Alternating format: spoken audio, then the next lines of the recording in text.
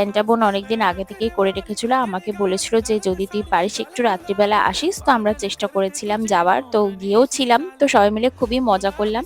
আশা করছি ওর খুবই ভালো লেগেছে। আর ওর কাছের বন্ধুরাও সবাই এসেছিল। আর ২৭ তারিখ বিকেলবেলা গিয়ে আমরা এই কেকটা কিনে এনেছিলাম। তো বোন এই গিফট বক্সটা দিয়েছিল। এর মধ্যে ছিল চকলেটস, চিপস আর ছিল হচ্ছে ২ টো ফেস মাস্ক। আর শারদীরও গিফট দিয়েছিল একটা পারফিউমের সেট আর আমরা একটা শোপিস দিয়েছি। যেটা তোমাদের বড় ব্লগে পরে দেখাবো।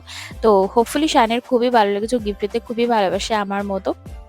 তারপর আর কি কেক কাটাকাটি করলাম, একটু ডিস্ট্রিবিউশন করে সবাই মিলে খাওয়া-দাওয়া করে চলে এলাম। কারণ পরের দিনকে অনেকের অফিস ছিল। আমি যদিও ছুটি নিয়েছিলাম কারণ একটু হেল্প করার ছিল সেজন্যে। তো এইভাবেই বার্থডেটা সেলিব্রেট করলাম। বোনও কিন্তু একটা গিফট পেয়েছে, বিলেটেড হ্যাপি বার্থডে গিফট। তো সেটা কি সেটা জানতে তোমরা ওর ব্লগের চ্যানেল ফলো করো। ভালো লাগলে ভিডিওটা লাইক, শেয়ার, সাবস্ক্রাইব করতে কিন্তু একদম ভুলো না।